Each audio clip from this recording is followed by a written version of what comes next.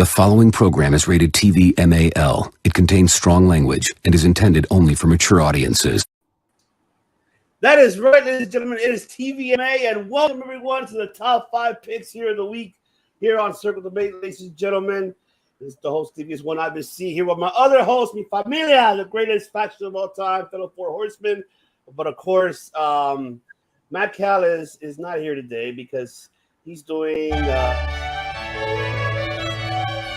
invisible hand things, whatever he's doing. I don't want to know. After what happened with Mae Young 20 years back, I don't want to know what that means at all. Oh, man. Oh, shit. That is a different list. That is right. And I'm going to introduce my host, ladies and gentlemen, of course, De Niro, of all De Niros, because he's a DeLorean that takes you back in time. Because, of course, this man. You're going to see some serious shit.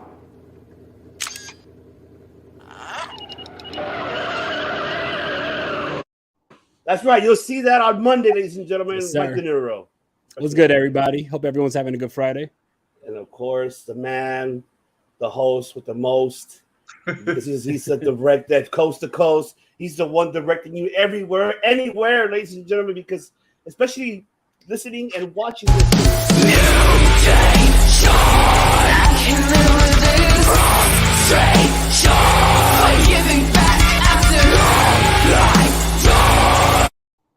That's right, ladies and gentlemen, the director himself, the one and only Chris Kennedy. Got my carrying cross glasses on. I've been little homage to the next champion and new. Very excited for what's going on in the world of Raw, but that is not what this show is about tonight. We are talking about the top 5 cage matches of all time. And me and Ivan had a little sideboard a couple days ago when we decided to do this list.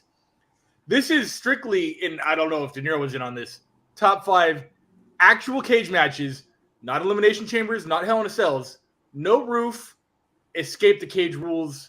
That's how I built my list. You guys can do whatever you want. I have maybe one that doesn't fit that criteria, so maybe I wasn't in on the conversation. You're new here. I forgive you. All right, I'll get the pass. Thank you. Oh, man. Looks like this. We got of course, the wheel of picks. Let's see who's going to go first. Give their picks. Oh, let's go ahead and spin that wheel. Let's see who goes first.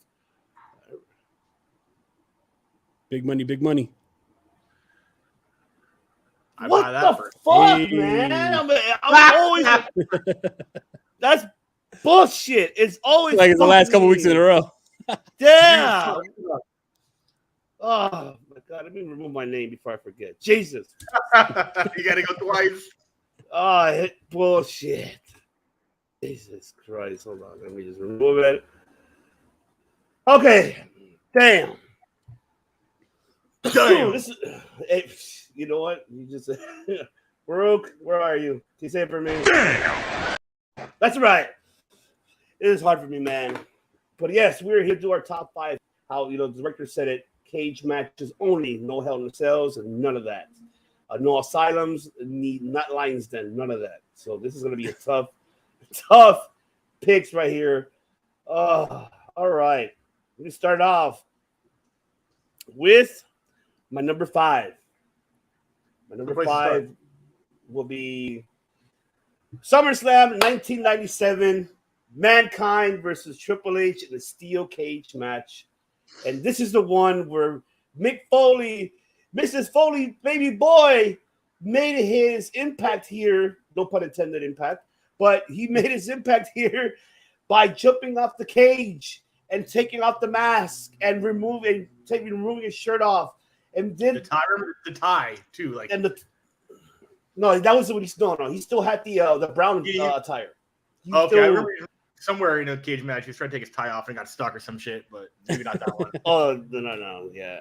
You know what? I'll look for it for you. So, but yes, but yeah, that match was great. It was epic to see, and it made both of these individuals because this is a time when I believe where Triple H was unpunished, and obviously because of the whole Click situation, so now they brought him back, and they started bringing him back up, up in the mid level, and they put him on the storyline with Mick Foley, and it was a great match. I'm not gonna say it was, and then Mankind is a big fanatic of Superfly Jimmy Snuka.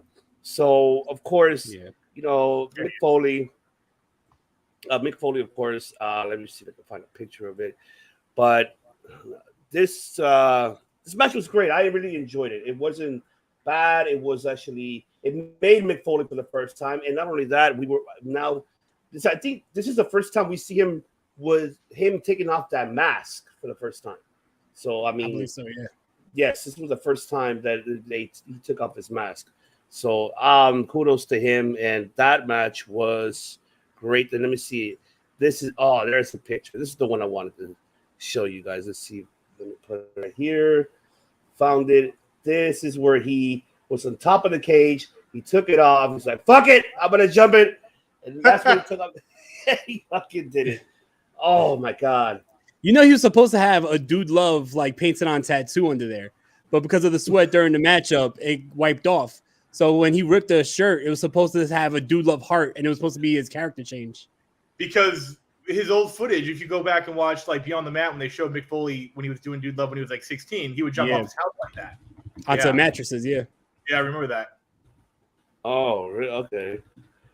I don't remember that. Really? Okay. I think he said like in one of those like one-man shows, like this was supposed to be the moment where he reveals Dude Love. So he rips the shirt. There's supposed to be a heart on it, but you just see like a red blotch there because by the time like after the match, all the sweat, like it was like the paint just like ran. Yeah. Oh man, yes, indeed. Now my number 4 will be TNA Lockdown 2010, Kurt Angle versus Ken Anderson. I'm gonna say why I chose this one. Because their feud was so epic at that time. And this is when Kurt Angle, he grabbed the keys of the cage and he just he had the opportunity to escape and leave the cage. But he decided to fucking stay and beat the living shit out of Ken Anderson. That I remember that clearly because they, and kudos to and shout out to Ken Anderson for a great performance. But man, just seeing that right there, you see, Ken Anderson. Oh yeah, he was getting his ass whooped for sure. Kurt Angle was like really killing him. Like, let's see, I'm trying to find another picture where Kurt Angle was really destroying him. But man, like, I can tell you that match, if you have not seen it, go back to TNA Lockdown 2010. That was a great storytelling match. I can tell you that because this is the first time we see the Angle with that ruthless aggression. And yes, Anderson is busted open. Yes, he was. Oh yeah, no bueno. But that's my number 4. My number 3. Oh man. Hold on, let me pull the picture because I think this is the one that you guys are gonna be like, you son of a bitch. Hold on. Hold on. I will look for that picture. Come on, give me that picture. Hurry. Let's see. Damn you. Oh, yes. I found it. All right. My number 3. February 14th, 1998. Oh, nice. Yes, I put 94. 98. That is right. St. Valentine's Day Massacre. Vincent Kennedy McMahon versus Stone Cold Steve Austin. And this is the debut where Paul White made his debut. And if we all remember that, but we all remember this. Of course, McMahon flying off, landing on the edge of the table. And man, his tailbone broke. That's when he broke his tailbone. And he still went out the whole match. I was like, fuck, how the hell can you still go through the whole match? But man, this was fantastic. I've been just seeing that. Oh my God. But and I remember this clearly when I was like kind of I was a teenager. Like I remember I was in junior high. No, actually, I won in freshman year, actually. No, yeah, high school. So this one I do for sure remember because I was shitting bricks because I thought Austin lost the fucking match. Remember when he got thrown up the cage and I thought he lost the match. I'm like, oh no, he's going to lose his WrestleMania match. This was for WrestleMania 15. And no, he ended up winning. Even he looked at the ref. He's like, what? I won? Like, he thought he lost. And I remember that shit. And Austin was just living. Oh man, I enjoyed it. It was fucking awesome, man. That was a great people don't really give Vince McMahon enough credit for taking risks himself. Like he never asked anybody to do anything he wouldn't do himself, and this match really proved that. Yeah, I remember that bump was super clean. Like obviously he was checking his landing, but he landed perfectly flush. He had to like 180 rotate to go parallel to the table. It was pretty clean. What's up, Jacko? I don't know. Jacko Robinson, welcome to the show. That was good. You got this name. See, this is the one right here. Oh man, Austin was like, "What? I won? I don't even remember this shit." Oh, man, that was awesome. That was good shit. This is such good shit.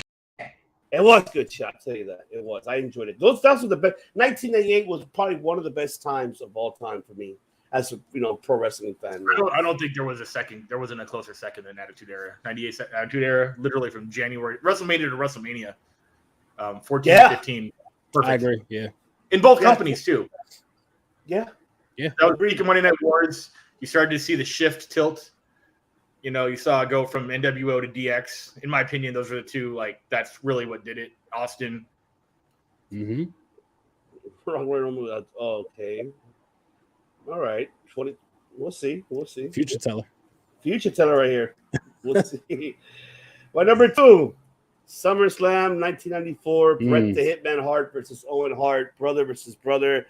This was a technical match, and seeing these two guys, their rivalry was one of the best, I think, for me during that time from WrestleMania, like heading into WrestleMania 10, like right after 9. And then after that, we see Owen Hart making his debut with Coco Beware, and then later on joined Bret, and then that's when we see the whole shebang. Then him turning on Bret. So, but this, man, I can tell you that this match was incredible. If people have not seen it, I highly recommend for you guys to go back and see it because for me, it was a banger of a match. A lot of technical and especially that suplex, man, superplex off the top rope. Oh, I really enjoyed it. See what do you say? The Rock. Oh, I like that. I mean, that's kind of cool. I'm predicting The Rock wins Royal Rumble 2023. That's a good prediction. I don't hate that. Fights Roman Reigns at WrestleMania 39. That'd be fucking sick, dude. Yeah. In Hollywood, where The Rock, is it's a little sideboard, but I don't hate that at all. No. I definitely do want to see that match happen eventually. Yeah. Rock would carry that match for sure. You see yeah. You see a real wrestler when the guy's not doing 15 orange punches in a row. Uh-huh. Man, yes. This, once again, go look at this match because this match was incredible right here, man.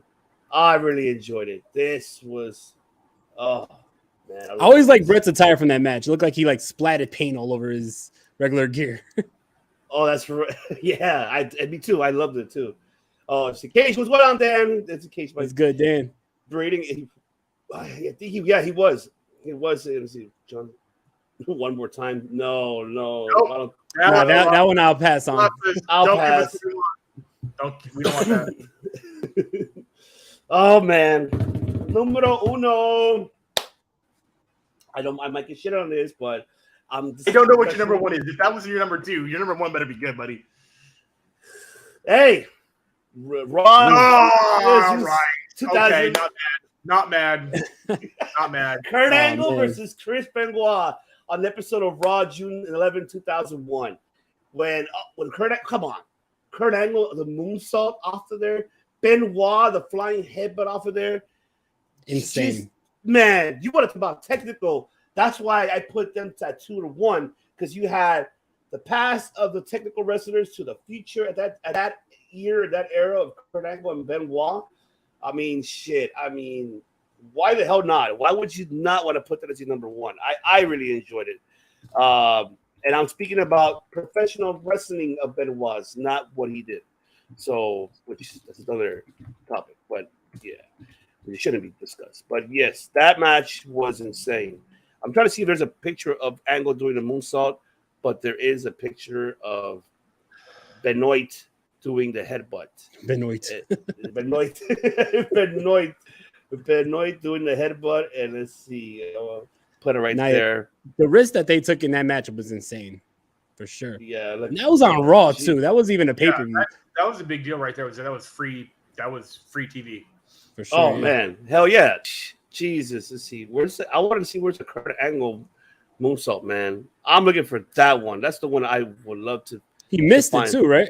He missed it. Yeah, he missed it. He missed it. Imagine being 15 feet up and then doing a backflip, knowing that I have to land right on my face. Yeah, like fucking shit stuff. For real. I wonder if I can upload it here. I'm just curious. Let's see. I think I can. Let's see. I'm gonna try it right now. Let's see. There. Oh yeah. It doesn't show the actual video. I think if there is a video to this, it's a gift. I never tried a gift here before. No, it won't let me. Fuck it. But that's Kurt Angle trying to moonsault. Oh man. Oh, crazy times. But that's my list, man. This is a hard fucking list. This is one of the hardest lists for me because I had to go back and do my research of what is the best cage matches, man. This is tough, man. This is one of the toughest lists, man.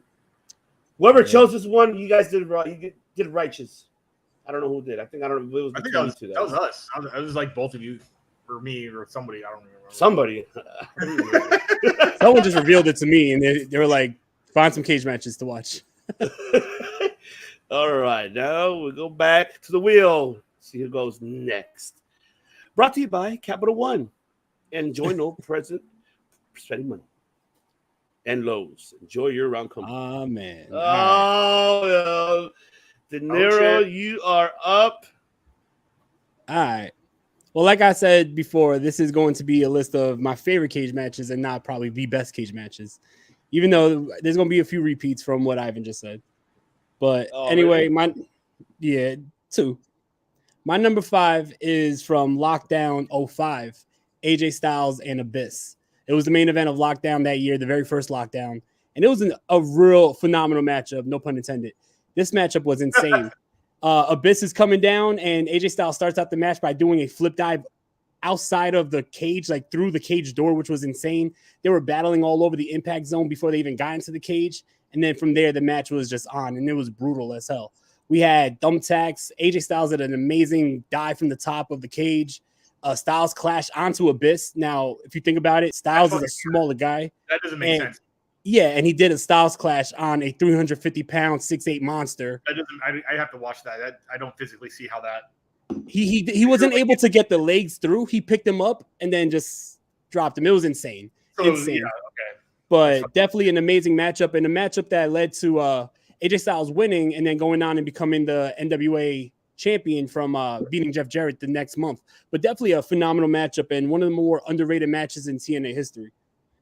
My number 4, this is the one where I said that it might not fit the criteria that you guys said about having like a traditional cage match. It is from Death Before Dishonor, Ring of Honor 2006. It is Team Ring of Honor versus Team CZW, Cage of Death. This was an absolute war. Who's who in the indie world. Like I have it written down here on who was on both teams. For CZW, you had Chris Hero, Claudio Castagnoli, Eddie Kingston, Nate Webb, and the Necro Butcher versus Ace Steel, BJ Whitmer, Bryan Danielson, Homicide, Samoa Joe. Like, how could you get more like intense than that? Like, you have insane names in this match. It was pretty much a death match. A cage surrounded the ring. You had weapons everywhere. Homicide came out with fucking forks, and everyone was just stabbing each other. It was one of the more brutal matches in Ring of Honor's history, and the matchup was significant because there was a year-long war between CZW and Ring of Honor. And it was like who was going to be that Philadelphia promotion that was able to run shows in ECW arena after ECW like went away. And they were both like always taking shots at each other. You had the deathmatch company taking shots at the pure wrestling company, and then they go to war. And it was absolutely insane. Like if you haven't seen that matchup, it's about like an hour and a half. That's how long the match is. Go check that matchup out. Still one of my favorite Ring of Honor matches of all time. Is that it? That's his whole list. Yeah, see you guys. No. No, that wasn't it. That was from like the later years. Those later years, okay. Was it a comment zone or was it in Ring of Honor arena? It was a Ring of Honor. Ring of Honor, Death Before Dishonor. What year was this? 2006. Let me see if I can find it. I'm curious to know. Yeah. Tell you guys, like, check that match out if you haven't seen it. Insane. How was that cage? Was that cage? Oh wait, this It was a yellow cage that surrounded the whole ringside. Oh, okay, looks like I found it, but I can't find the opponents. Let me see. Let me show you the opponents. I found the cage. Yeah, show the cage though, because it was very unique. It wasn't like any other cage match I've ever seen before. This is a fucking huge cage though. Hold on, but yeah, let's see. This is a fucking huge cage. Let's see. Is that one? There we go. There we go. That match was insane. I gotta look back. I gotta see that. That was 2006. I think it's free on YouTube. If I'm not mistaken, the last time I saw it, it was on YouTube. The whole matchup in its entirety. Like, I'll send it to you guys. Definitely check out that matchup because, especially for that time, like having Joe, Danielson, Chris Hero, Claudio, Homicide, Adam Pearce, Eddie Kingston, all in one matchup and all just going to war. It was insane. Oh, My number three is the Kurt Angle Chris Benoit matchup from Raw. For everything you just said, it was absolutely insane. Free TV, we saw a classic. Both men just taking risks, diving off the top of the cage.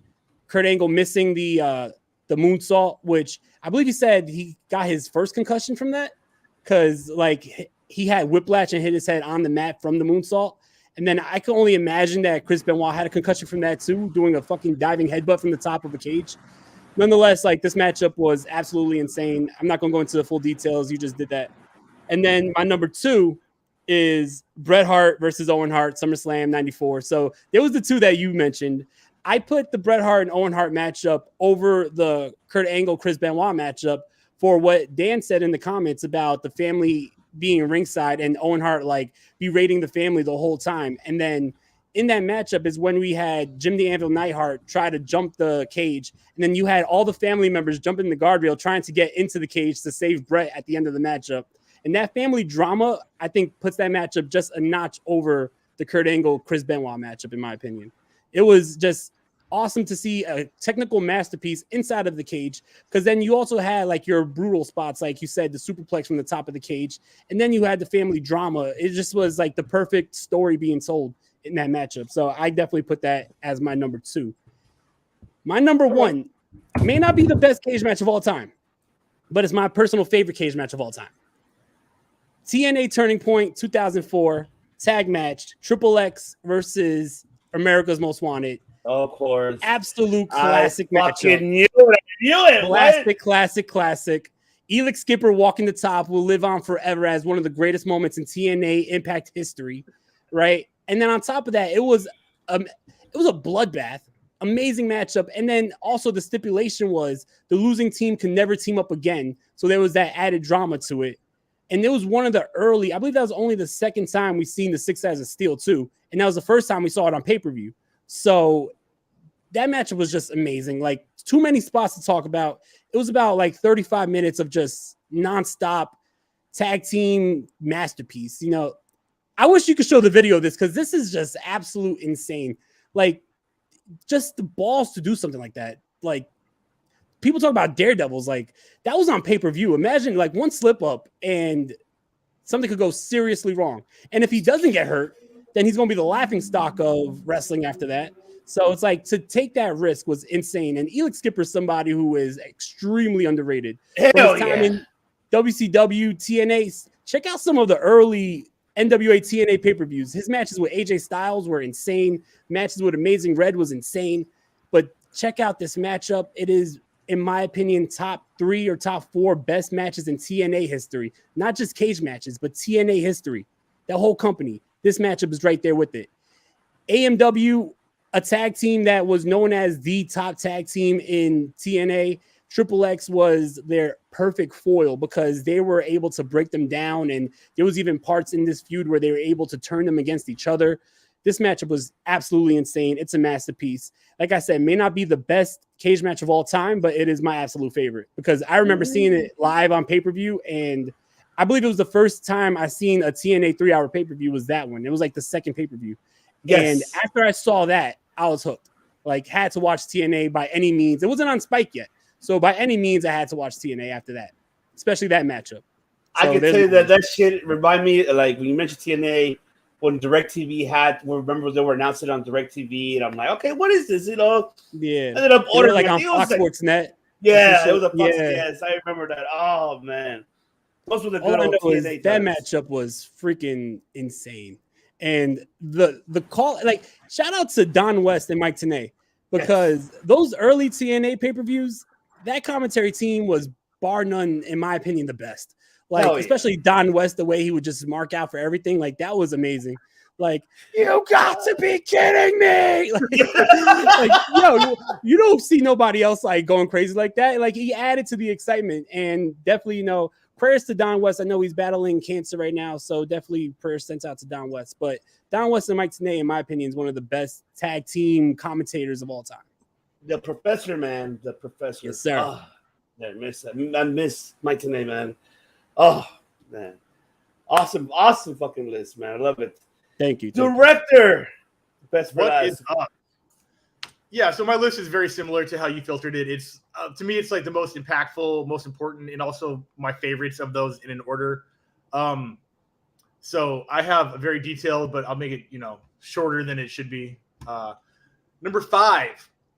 I think this was, I don't remember if I couldn't figure out if this was NWA match on a TNA pay-per-view or a TNA pay-per-view on an NWA match. So I think De Niro's going to have to help me out with this.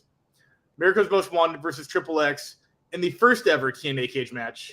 But yeah, that was in TNA, but that was like the NWA TNA weekly pay-per-views, like when they were on like every Wednesday. So yeah, I knew you would know the answer to that because I was in like the 4-sided cage, right? Not the 6-sided. Yeah, that's where I was confused. Yeah, because this was a 4-sided cage, but still back in the 6-sided TNA days. So I was like, where was this actually held? But it was the first time they wrestled together, and it definitely set the precedent for things to come between these two tag teams. America's Most Wanted, the big spot of the night was the ending sequence where they hit the death sentence, which essentially was like, was it the Sidewinder that the Blackjacks did, Billy Gunn and Bart Gunn? It was like a sidewalk slam with the leg drop. The leg drop, yeah. Yeah, it was basically that, but from the fucking top of the cage, and brutal. Want to talk about breaking a tailbone? Shit. Yeah, oh Jesus Christ. Yeah, look at the height on that. Landed right on your ass. Dude, how did you get that so fast? Ivan's a mountain. God damn, bro. I thought these are like, you have this prepped. Yeah. Flash with how tall that cage is, too. I don't know if that cage was taller than, that's like a Hell in a Cell height cage, for sure. But that, leading into my number 4, that looked like Abyss. Was that Abyss? That was Abyss and AJ. That wasn't the right picture. You fucked that one up. You're not, okay. I know, I'm confused. But my number 4 came a year later. It was number 1 on DeLorean's list. It was Turning Point 2004. America's Most Wanted versus Triple X in the rematch in the 6-sided cage. Not only did Eli Skipper hit that highlight reel forever, running across the cage, top rope Rana, but he also, I think, took a bump from the top, or at least the middle of the top to the outside at some point during that match, I think. I think that was the first one when he fell outside of the cage and he was trying to get back. Yeah, I believe that was the 4-sided one. Like rolled into like the stairs and the cage and the barricade. Yeah. Yeah. But yeah, not that one. Almost.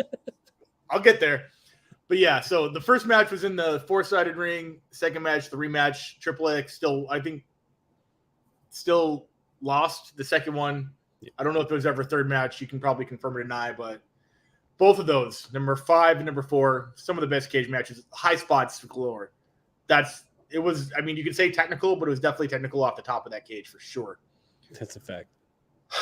Number 3, Kurt Angle, Raw, 2001. What can be said that hasn't been said before? I don't remember the storyline per se where Austin fit in the sequence, but I don't even know if he needed to be included in that besides just Austin being on television, who he came in at the end and kind of interfered for really after the match was over. So I can't really say anything you guys didn't say. Free TV, one of the greatest cage matches of all time. Those guys can wrestle their asses off. And who knew? Knowing what Kurt Angle was able to do in every cage match he's ever been is a highlight reel. This Olympic freaking gold medal wrestler became one of the best cage match wrestlers of all time. Wild, wild story just in that character, going from Olympic wrestler to moonsaults off a 30-foot cage or 13 feet. I don't really know. It looks huge. Number 2, a throwback. One of the first cage matches of all time. Bob Backlund, Jimmy Snuka, Madison Square Garden in 1982 for the heavyweight title. WWF at the time. Backlund is one of the best wrestlers of all time. He was just You said Backlund and who? Jimmy Snuka. Oh, forgot about that match. The legendary one. Yeah. Backlund, one of the best champions of all time. I think also on the list of like longest reigning champions of all time. Yeah. Snuka, the first high flyer of all time. I'm going to go ahead and say that. Snuka missed the Superfly off the top of the cage. And Backlund was able to escape to, I think that was and new. I have to double check. But legendary, and the fact that that match is, I'm 38, 41 years old, something like that. Go back and watch that, and you'll be as entertained as you were probably for the Angle Benoit match, in my opinion, which puts it at number 2 because they were doing it before anyone else. And that to me matters. Who was first to do it definitely is a huge statement for sure. That looks like, that's the right match. Yeah, it is. Yeah, I believe you. My number 1. Because of the story, because of the climate, because kayfabe was still real to me, damn it, in 1994. People thought that the family was breaking up and it was Bret Hart, Owen Hart, SummerSlam 94. This is back before people didn't have any idea. They had no idea it was fake. This is before the steroid trials where Vince had to admit it. Mm-hmm. Owen putting the sharpshooter on Bret, yelling, I'm going to break his leg, knocking the family off the cage, Jim Neidhart, British Bulldog, the superplex. This is one of the first real brother versus brother matches that I can remember. I don't think Devon Eric's ever had something like this. Yeah. Obviously, Kane and Taker wasn't for another like 5 years. So, there was people crying in that crowd. Like if you remember that matchup, they showed like women crying in the crowd. Yeah, thinking that this is like a family just being destroyed in front of their very eyes. Stu Hart looking as excited as always. Yeah, this is the iconic penultimate cage match. It was the blue cage, which I loved that thing. That thing looked like it hurt when you got thrown into it. Oh hell yeah! The fencing cage that we know now, like the Hell in a Cell cage that they still use for cage matches, that is definitely much more forgiving than those straight up prison bars they were using in the 90s. That thing looked like it hurt. And you had to escape the cage over it in this one. I don't even know if this one had the door. No, which one? This the blue one, or you talking about the new one now? No, the blue one. I don't think the blue one had the door to walk. Yeah, in, did it? It had the door lock, but it did. But you could escape through the door, not just over. Yeah, I believe so. Because I remember there was a sequence where Owen was going for the door and Bret kept on pulling him back, and then Bret went for the door, Owen pulled him back, and they did that a couple times. Like 20 escape attempts, you're right. Yeah. Yeah. If you want to watch the greatest cage match of all time, it's not violent, it's not the most technical, it's not the most spotty, but it is the most emotional cage match of all time. And that's why it's you see right there. Yeah. All right. I was 10 literally when this came out. So yeah. Man. Wow. You know, like I mentioned it last week when we were talking about bringing up this topic for this week. The blue bars was not just like a lot more violent, but I feel like it was so much more like cosmetically pleasing for us to watch at home because it was easier to see too. Yeah, it was much easier to see. I was mentioning that like the camera can't go into the chain link fence, so like you would have to see through the chain link fence to see the cage match. Where here they could fit the camera through the bars, so you could see within the ring. And like I remember being there live for a blue bars cage match, and I was there live for a regular cage match. And even there live, I got to say, it was a lot funner to watch when it was the blue bars because it's easier for the fans to see as well. Right. Yeah, definitely. That's my list. I don't really have – we didn't have any honorable mentions. I don't know if fucking hard. It's fucking hard to find them. I mean, fucking brutal coming up with just 5 standard ones. And not a lot. There was a couple crossover matches, the Turning Point 2004, the Angle, the Owen Hart match. If we were to make an agreeable top 3, it would probably be those right there. Yeah, I agree. I mean, the only honorable I could throw is Eddie Guerrero, JBL, SmackDown. That's probably one of my good ones that I enjoyed. Other one I could say Rikishi Val Venus. This is where Rikishi got made. I think it was an episode of Raw. Where Rikishi did the splash. See if he died from the top. He died from the top. I think. I mean, he was already made already when he joined Too Cool. When the whole glasses and that he was already there. But I feel like this one made him. Because he was I think he was like a heavy man to do a splash off that steel cage. I mean, yeah. I don't know who else could I think who has done by far like that. I mean, What, you know what's funny? I don't see no WCW here mentioned or ECW. What's up with that? I'll tell you what. There was my honorable mention was going to be an ECW one because I did write it down, but I just didn't think that it would be better than the top 5 that I had. And it was I believe Gangsta's Paradise 95. It was New Jack and Mustafa versus the Eliminators. That was an amazing cage matchup. Yeah, it was the Raven Tommy Dreamer when Raven was tied to the cage. That technically didn't end, right? Or was that even a thing? Was that an official match, or was that just? I believe it was a tag match or whatever that ended with like run-ins from like everybody, and then it ended with Tommy Dreamer locked in the cage and then hitting with a winner. I guess the fans won. The highlight reels won for sure. Yeah, the chair shot heard around the world. Damn. Oh man. Always comes back. You guys got to do a DeLorean episode with just ECW. And I'm with it. I cover ECW every Wednesday. Every Wednesday we go back in time, watch Hardcore TV. So I am with it. Absolutely. You guys, hell yeah, that's what you guys got to do. It just sucks because the Hardcore TV is on Peacock, and like if you're not watching ECW with its like original audio, then the shit's hard to sit through. All that dope audio. I can't imagine listening with bleeps. Yeah. They bleep, even though they give it a rated MA, right? And they have a warning, oh, this is for mature audience beforehand. They still bleep out everything. They still blur a lot. All the Francine thong shots. Yep. Damn. Oh my God. The four corners pile driver with their ass in the. Anyways, everybody got to see. Boom. Yeah, man. Before we ended, I know today's Friday, ladies and gentlemen, so I know this is off the topic, but just very brief of what we saw on SmackDown. Of course, it's within 1 week. Huh? Spoiler alert! This happened like 10 minutes ago. So. Within 1 week, we already saw, of course. Now Karrion Kross is back on SmackDown. Paul Levesque is doing such wonders right now within these past 6 days, you could say, or say a week, you could give it now. But it's just the beginning. We're not hold your horses. Don't go too crazy. Don't go. I would love to be in the room when he makes them calls, when he's like, hey, Dakota, yeah. No, yeah, come on back. No, we got you. Yeah, I know we fucked up, but hey, Karrion, did you want that title? Yeah. Come through on Friday. I'm sure those conversations are short and sweet. I promise. Yeah. What else do you guys expect, though? What else do you guys expect? What's the key? What's the missing pieces that is still missing for these returns that we're seeing? Naomi and Sasha. That's the last. I mean, that's one of the biggest missing pieces that we're waiting for. And I think he's already got that deal done. It's just timing. I think he's not fucking with us, but I think he's definitely going to like string us along a little bit because here we are talking about it and it hasn't happened yet. I think that I think there might be potentially a fourth in the Bailey group, and then Naomi and Sasha finish off the New Horsewomen with Bianca and Bex.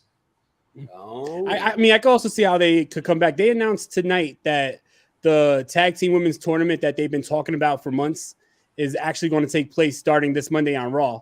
So I could see like a whole tournament playing out and then having like the winners come out, they win the tag titles, and then have Sasha and Naomi come back and be like, we never lost those belts. Those belts are ours. And then have like a few. Well, technically they may never lost those belts, but was pretty iconic. Too bad one is knocked up. One is knocked up. Yeah, congratulations. Congratulations. But Sean Spears' perfect 10. Yeah, the job. Nice.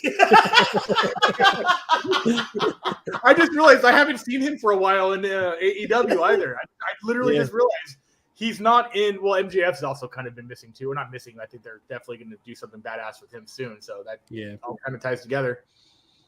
Yeah, there's a lot of things he can do. I don't know how many rights he's going to correct that quickly, or he's even interested in. The Karrion Kross thing is definitely a big one. I think he's already erased the memory of that one Raw debut. Yes, thank God. Yeah. Hopefully no busted up gladiator gear with the mask or whatever the hell. I don't know what else I don't know what else he has in his back pocket, but I'm excited. I'm gonna be watching. I'm gonna watch SmackDown pretty much right now. I would love to see Johnny Gargano. That's a big tell right there. People are waiting for that one right there. They already fixed the Bex thing. You know, she went back on the fucking Blade Runner character, which was whatever. Obviously, repping the shirt. So all is right in the world. And then Bray Wyatt is missing, I think, for me. And I think that's once you get Bray Wyatt back, I think that's it. I think there's nothing else. Yeah. All it's going to do now is attract free agency. I want to go over there now. So I mean, that's the only thing it will be. I mean, that's why I said on Thursday or yesterday, right? That's why I said that AEW needs to keep their talent happy, because right now, if there's contracts that will be coming up, like I'm sure the way that it's going to play out is people are going to try and test the free agent market and want to see what WWE can offer them now, especially now, like without the limitations of, oh, well, they only want 6'4", 250-pound wrestlers. You know, it's going to be interesting when we have some free agents on the AEW roster. It's just the way I see it is, if Tony Khan is, paying attention, just keep your wrestlers happy and you'll be fine. But right now, there's a lot of talks about lack of communication and problems with talent relations. So that's the only scary part about it. So this is definitely a fucking weekly episode, but let's handle it real quick. In the 3 years roughly that AEW has been around, there haven't been a lot of rumors or walkouts or contractual issues that have been made public. The MJF thing is a shoot with work written into it, but there haven't been things where like X wrestler is unhappy, walks out, shows up on Raw, besides Cody Rhodes. But I think a lot of that was the fans doing that to him. I think he just didn't like how he couldn't steer his ship the way he wanted to. Yeah, I agree. So far, Tony Khan has been doing what he needs to, because I don't know of any issues where. Well, it's starting to come out now that a lot of the wrestlers that are no longer under contract, like they're coming out and saying like there was a lack of communication with Tony Khan. For one, that whole stuff that came out with Chavo Guerrero saying that Tony Khan gave him his blessing to go shoot, Glow? And then after that, Tony Khan like stopped contacting him, and then Chavo just like figured he was no longer with the company because there was no communications with anybody in the company. Joey Janela said on Renee Paquette's podcast that when his contract was up, he wasn't re-signed, but he figured he wasn't no longer with the company because the company never reached out to him and told him that they were not re-signing him. Joey Janela was trying to reach out to AEW and Tony Khan for a couple months saying, hey, I'm not on TV. I'm not, getting sent any travel to the show. Am I a part of the show? And then, hey, my contract's coming up. And it was just silent. And then all of a sudden his contract's up and he figured, well, I guess I'm no longer with them. Like, you would think that you would at least contact somebody and say, hey, thanks for your time here, but we're going to go a different way. We're not going to use you, whatever. But like, you're not communicating this with the wrestlers. Marco Stunt said the same thing. We hear about the whole lack of communication with Jonathan Gresham and Tony Khan, leading to like them cursing each other out at the Ring of Honor show. So little by little, more things are coming out that there's a lack of communication with Tony Khan and contract negotiations or character development. Like, you're not able to get to Tony Khan and talk to him about these things. And then on the other side, you have all the ex-WWE wrestlers who come over saying, oh, well, Tony Khan is so approachable. Tony Khan is able to talk to us whenever we need him. And so there's the problem. It's like, all right, if you're an ex-WWE guy, you can have Tony Khan's ear and you can have a conversation with him. But if you're not, then you have no communication with Tony Khan. So that's the only thing that I think could cause an issue if it's not like fixed now, especially with Triple H taking over the creative of WWE and the way it's moving. That could cause a big issue. Yeah, and that is, you mentioned only, to be fair, 4-5 wrestlers with issues out of the dozens that are there, but also people do trust Triple H. Yeah. Even people that haven't worked with him directly probably know how well we saw the Golden Black brand. It was perfection. So there's a lot of faith fucking great in what decisions he's going to make. So it's going to be very interesting. I think we're going to really have some things happening. I just can't wait to see what it is. I agree. I'm excited. Me too. I'm excited. I'm just ready for the ride. Yeah. Tell him, Pete. My boy Blue, you tell him. All right, ladies and gentlemen, that does it here for our top 5 picks of the week. But we'll be back next week with another one. since we're talking about, the man himself, Paul Levesque, we will be doing our top 5 Triple H moments for next week. Everything overall. It doesn't have to be in the ring, outside of the ring. Everything what he's done throughout his career, in and out in the business, in the world of professional wrestling, and moments, everything overall of Triple H. And we got to thank this man. He's done a lot for us, the fans, and what he's doing now, what he's going to take, WWE to the next level, coming up within the next 20 years and plus. I mean, Triple H is not that old, but he will be there for 20 plus years and more. So that's for sure. And also another announcement too, make sure you guys go for our SoCal fans. Here you go at the Whiskey Go-Go, September 4th. I will be there because I will be there supporting my brother. You were last time we played the Whiskey. You were there. Of course, I was there. For sure. I was front row. Yeah, I was there front row, baby. And that's right, baby. That's right. Well, Whiskey Go, of course, Fake the Story, ladies and gentlemen. They're going to be there. The director will be there rocking with his – I got to say it, but fuck it, I don't care. It was TVMA. Rocking with his cock out. Fuck it, who cares? The cock. I'm going to be wearing pants the whole time, I promise. That's right. And so make sure you follow Fake the Story. Click on our link tree. You can follow the director and the Fake the Story as well right there. Catch any other upcoming shows. And for October, as he will be here on October 21st at When We Are Hungry in Las Vegas, Nevada. That's going to be an incredible show there. Aren't you excited, director? Look at our lineup. Fucking Black Flag, dude. Black Flag. Just that alone is worth the price of admission, I promise. Oh, yeah, it is. And then also us. Man. And you're playing both nights, or what night are you playing? Just, I don't know if that date is yet confirmed. That I think that if you just pulled that up today, then that date is definitely confirmed. So, yeah, Friday. We don't know the time frame yet, but definitely Friday the 21st. So it'll be a party in Vegas. That's what's up. That's what's up, man. That is right. So make sure follow Fake the Story, ladies and gentlemen. Support. We do support. And you see, I mean, De Niro, man, he's rocking out, listening to Fake the Story. Even us too, right here. See.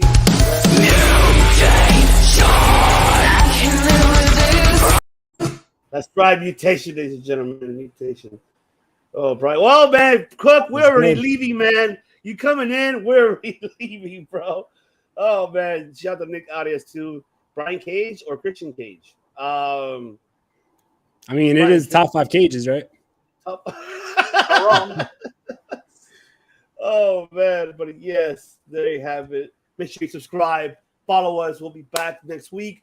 Tune in on Monday, of course. The Wrestling Delorean Podcast making its debut here on the channel. It will be at 4 o'clock here, Pacific Standard Time, 7 o'clock Eastern, 6 o'clock Central Time. And that's going to be every Monday, Wednesdays, and Fridays. So that's the beautiful thing, that this is before us. So when we're on Fridays, our top 5.